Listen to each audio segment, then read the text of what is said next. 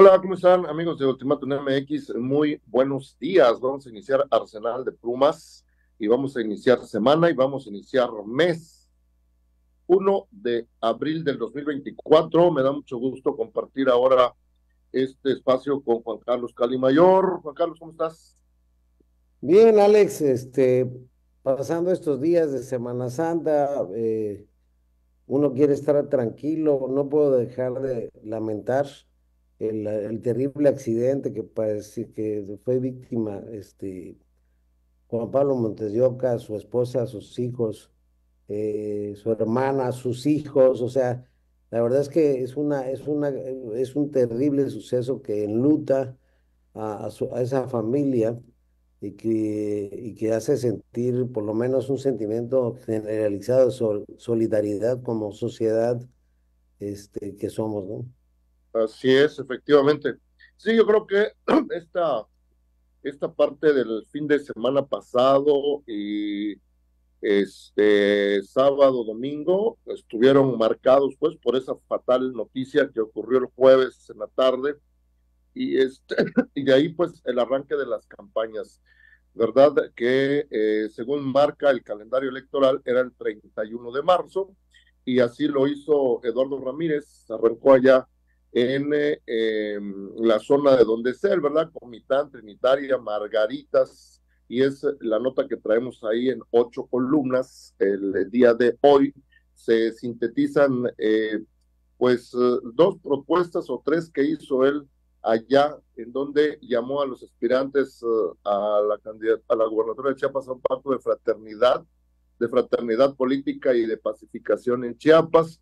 También dijo que va a impulsar un corredor de inversión en la frontera sur y adelantó que impulsará la creación de zonas metropolitanas que impacten directamente en el desarrollo de los, de los municipios. Le aclaremos a la audiencia que pues había una época de veda electoral en la que pues los candidatos no podían encabezar mítines, ni estar pidiendo el voto, ni estar haciendo propuestas, pero ahorita como ya arrancó oficialmente o arrancaron oficialmente las campañas, pues ya tienen libertad de ellos de andar haciendo sus propuestas, ¿no? Juan Carlos, tú escribiste sobre eso. Sí, bueno, por fin empezaron las campañas que de hecho y de facto pues ya habían empezado, ¿no? Con mucha Así es, anterioridad. así El es. presidente desde hace 3 años, pues literalmente dio el banderazo anticipando los procesos internos para definir las candidaturas de Morena y bueno, metió en líos ahí a la autoridad electoral porque pues prácticamente cuando ya empezó la campaña, que esa sí es la de veras, pues el escenario cambia, ahora sí llegó la hora de subirse al ring, antes eran rounds de sombra, pero pues prácticamente ya tenemos muy claramente definido todo. En el caso de Chiapas van dos candidatas mujeres, Olga Luz Espinosa por parte del Frente Amplio, otra joven o otra dama por el Partido Movimiento Ciudadano, que la verdad es que yo no conozco, no sé si tú.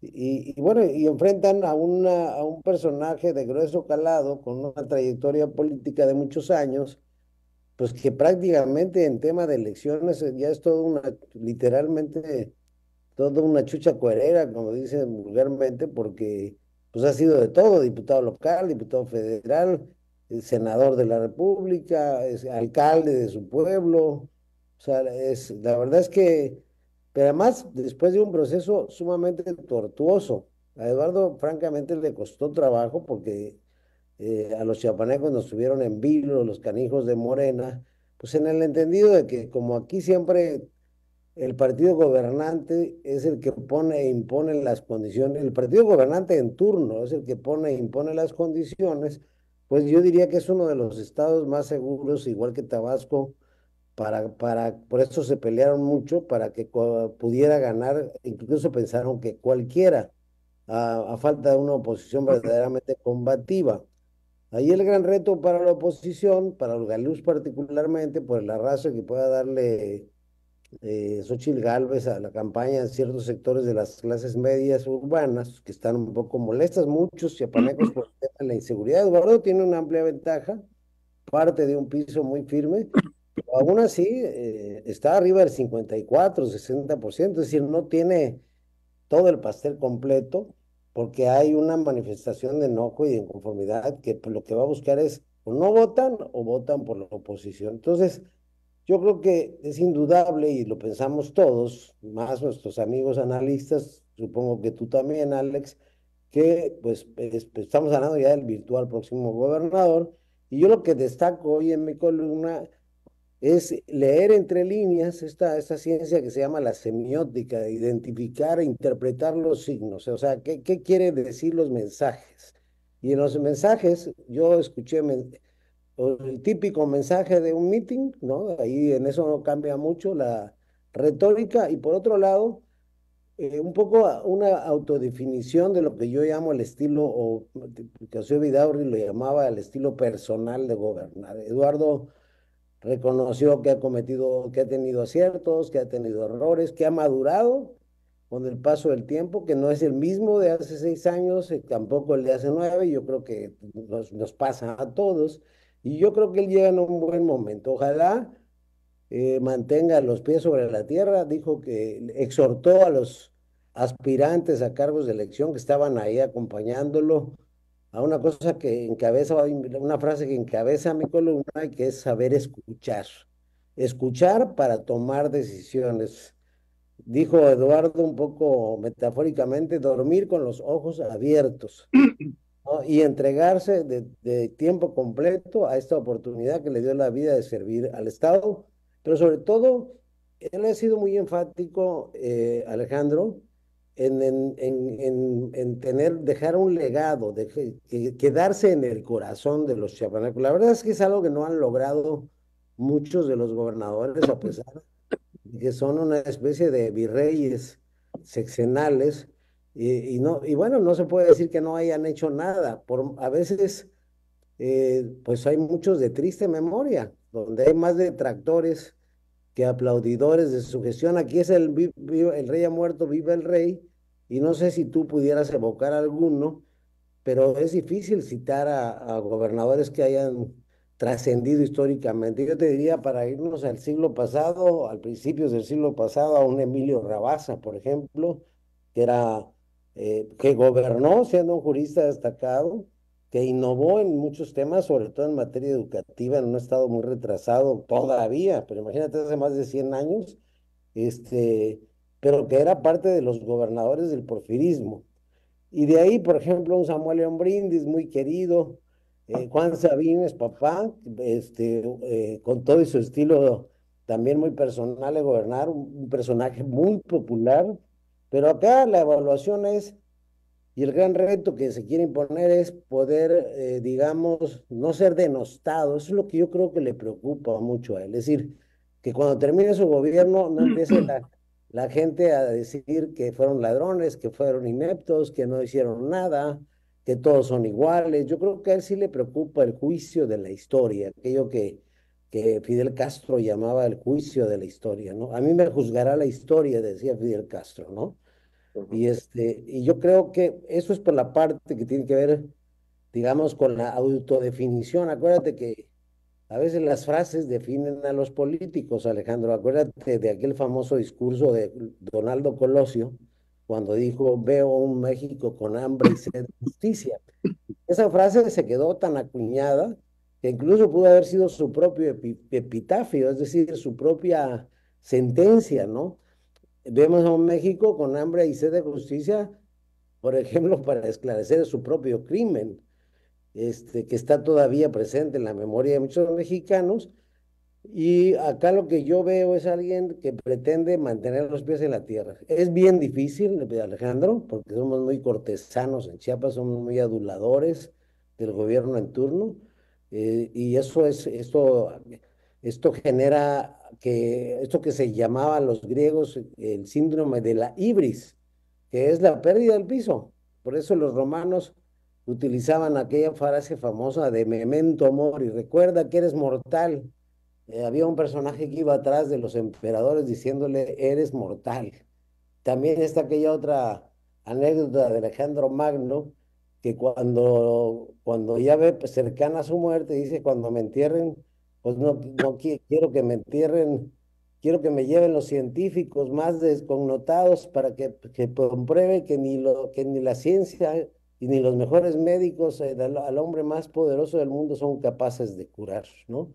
Entonces, por otro lado, creo que hay dos o tres propuestas que hizo, como crear las zonas metropolitanas, Alejandro, eh, eh, empezando por la capital, que ya es un tema que alguna vez se planteó, pues para desarrollar una política pública que piense integralmente en el territorio. Es decir, si tú ves Chiapa de Corzo con Tuxtla, pues prácticamente ya están avecindados de tal manera que ya hasta se confunde el límite de un municipio y otro.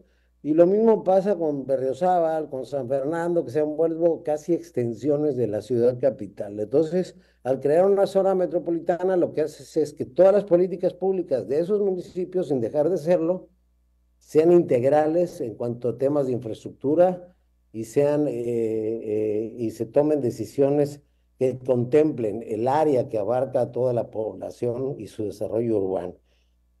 Por otro lado, creo que en Comitán habló de Internet para todos. Ese es un tema que habría que, ¿cómo se dice? Habría que sintetizarlo. O sea, no es de que todo el mundo, yo no creo, porque Chiapas es el estado que menos acceso a Internet tiene, Alejandro, en toda la República. Tenemos un 40% de cobertura, es lo más bajo de todo el país. La mayoría de los estados supera el 80, el 90%, casi hasta el 98% de cobertura territorial. Y entonces tener 40% pues nos pone en una condición de atraso. ¿Cómo resolverlo? Pues por ejemplo, Starlink, la compañía y no es comercial, de Elon Musk, ya vende unas pequeñas antenitas que le dan una conexión muy ágil, muy veloz, a un precio muy accesible, que es casi lo que se paga normalmente por una cuenta de Internet, un acceso a Internet en Tuxtla, por citar un ejemplo, y que podría conectarse en las escuelas, por ejemplo, de todo el estado, los hospitales, en los principales servicios públicos que no cuentan con este servicio. En ese sentido, yo creo que sí es factible y es interesante la propuesta, pero la que más me gustó a mí particularmente, Alejandro, no sé si estoy acaparando o el micrófono o tengas algún comentario, sería el tema que tiene que ver con el crear una tasa cero en impuestos sobre la renta y impuesto al valor agregado, que son los dos impuestos que pagan todas las empresas, eh, para, para incentivar, como una especie de incentivo fiscal que permita la atracción de inversiones. Esto, la verdad es que suena muy atractivo. ¿Qué significa, Alejandro? Significa que empresas, por ejemplo, que tienen sus plantas de producción en otros estados de la República, se ahorren de sus propias utilidades los 34 o casi 36 pesos que pagan de impuestos al gobierno federal si tenemos una tasa cero. Y no es cualquier cosa, si hablamos de empresas que ganan millones, ya no de pesos, de dólares, se estarían ahorrando cantidades considerables.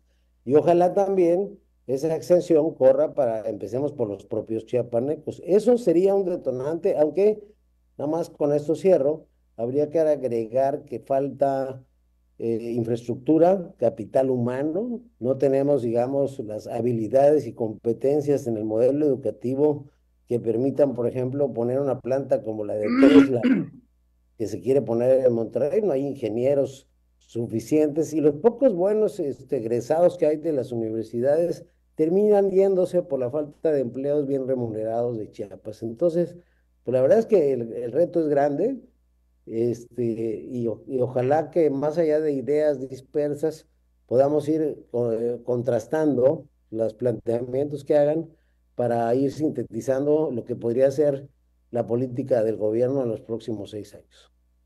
Sí, claro. Yo agregaría nada más ahí dos o tres elementos a referencia de Eduardo Ramírez, ¿verdad? Que efectivamente hemos visto que tiene una amplia aceptación en Chiapas, él y Morena, ¿no? La marca. Eh, Eso seguramente le va a permitir llegar con mucha legitimidad, pero mientras más legitimidad tienen los políticos, más expectativas generan. Y esas Claro, expectativas, si no se cumplen, entonces llega la desilusión muy pronto. Eso va a ser un gran reto que tenga Eduardo Ramírez cuando ya esté ejerciendo el poder, ¿verdad? Porque no creo que cambien las cosas, como tú bien lo decías, de ahora al día de las elecciones. Seguramente él se va a levantar con el triunfo y con una amplia mayoría, ¿verdad? Esto vamos a ver. Y lo otro, pues él mismo ha dicho que quiere trascender.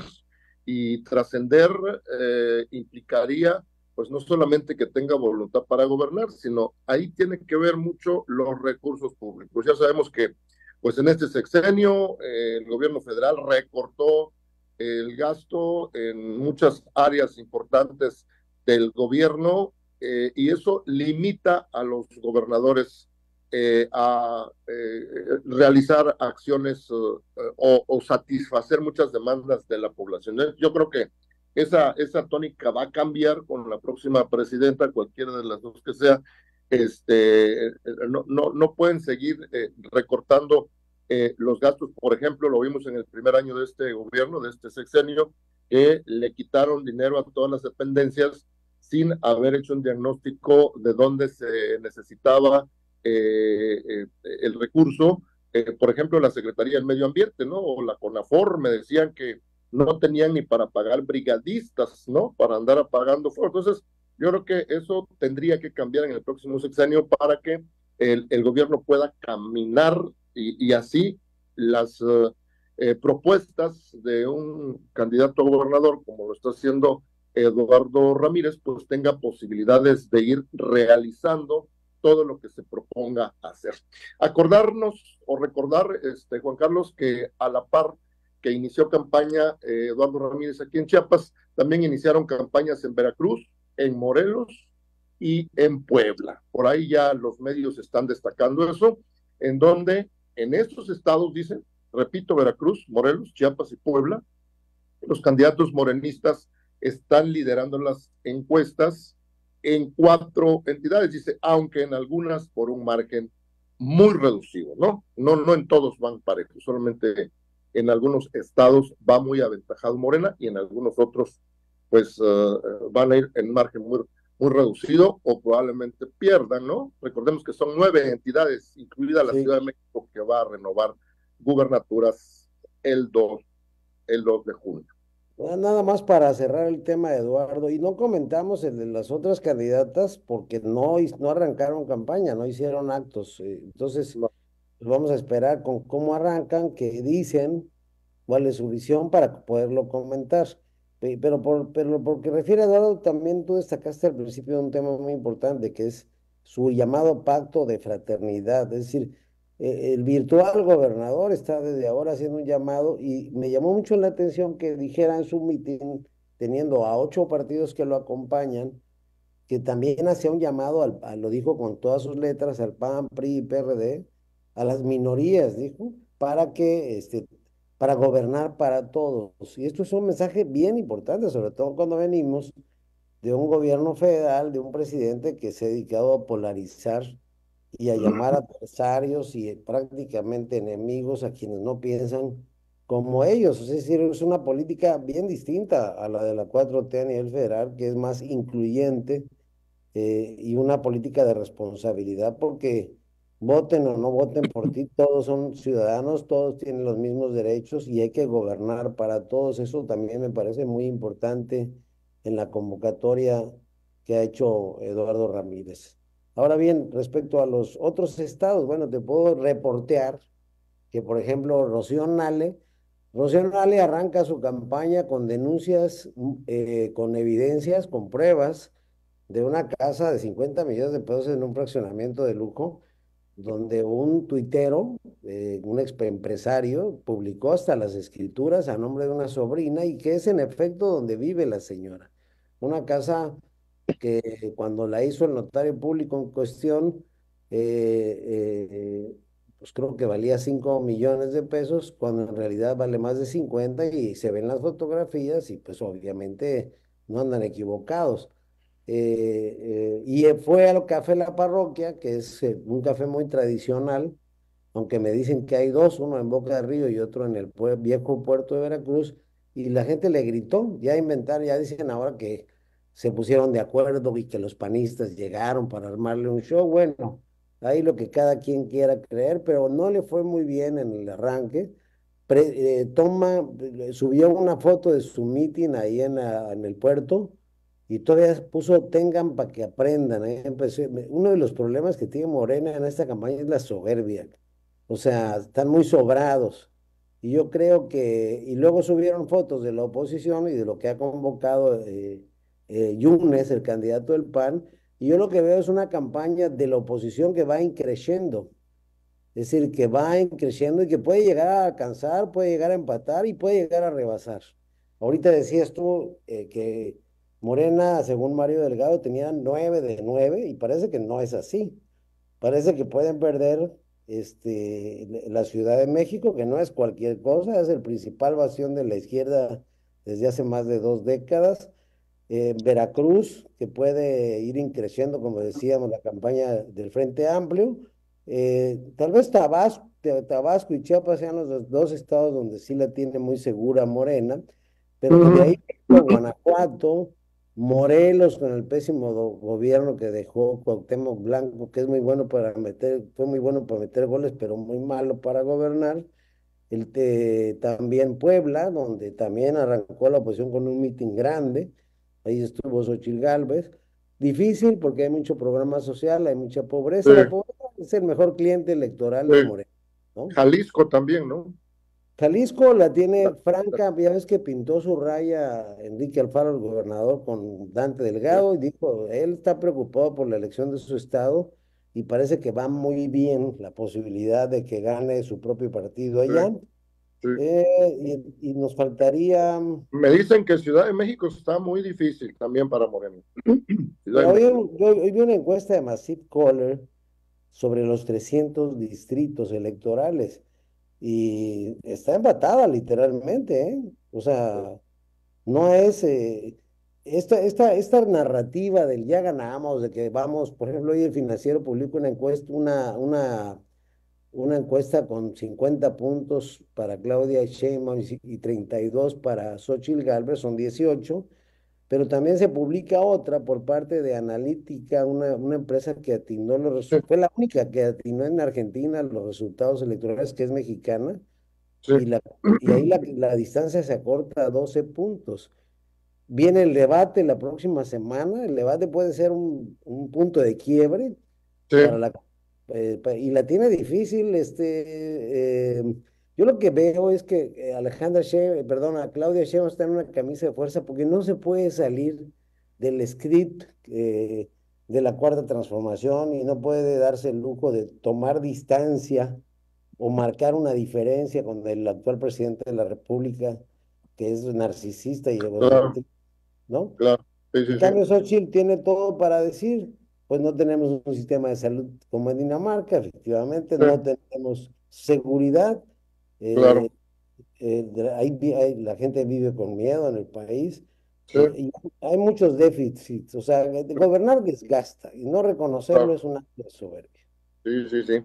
Fíjate que se nos está acabando el tiempo de Zoom, así que si no tienes algo más que agregar, yo recomendaría que lean a José Adán Altúzar, Pepe Altúzar, escribe hoy en su identidad política, dice sucesos políticos en marcha durante el transcurso de las semanas, seguro habrá sorpresas, y también a Amado Armando Ríos Peters, creerle a las encuestas a propósito de lo que dices, está comentando ahí las últimas que han sido publicadas y una de ellas fue muy polémica porque fue publicada por el periódico Reforma y va muy, muy arriba Claudia Sheinbaum con respecto a Xochitl, y es ahí donde empiezan uno a dudar de estas cosas, ¿verdad? Porque seguro, seguro esa encuesta pues fue pagada por Morena porque el periódico Reforma ha sido tradicionalmente crítico de la 4T, ¿no? Entonces, por estrategia política, a veces los partidos o los gobernantes mandan a hacer esas publicaciones en medios que les han sido bastante críticos precisamente para que les den mayor credibilidad, ¿verdad? ¿No? Entonces, esto escribe ahí Armando Ríos Peter, creerle a las encuestas, te hace la pregunta, ¿no? Bueno, pues Cerramos. te voy a decir algo, cuando Fox ganó de 28 o 30 encuestas, 28 le daban una derrota. Con López Obrador no pasó lo mismo, efectivamente se confirmó la tendencia no hay como nada escrito en el tema de las encuestas. Milei, Sí. el presidente argentino, ganó contra todos los pronósticos y por un amplio margen de 12 puntos. Entonces, hay que ver que pues, apenas está empezando, Así apenas es, se acaban de subir al ring, Alejandro. O sea, así es.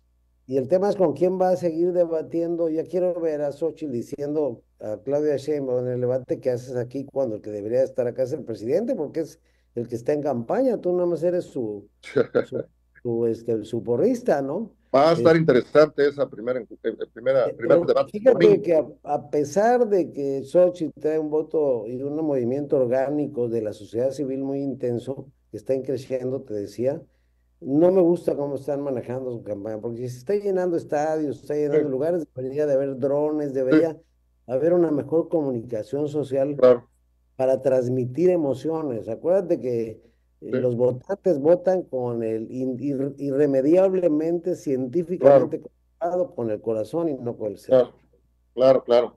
Pues nos tenemos que despedir, Juan Carlos, para que no nos vaya a cortar aquí el sistema. Muchas No, gracias. tenemos 4 minutitos todavía. A ver, finaliza pues. ¿Con qué quieres finalizar?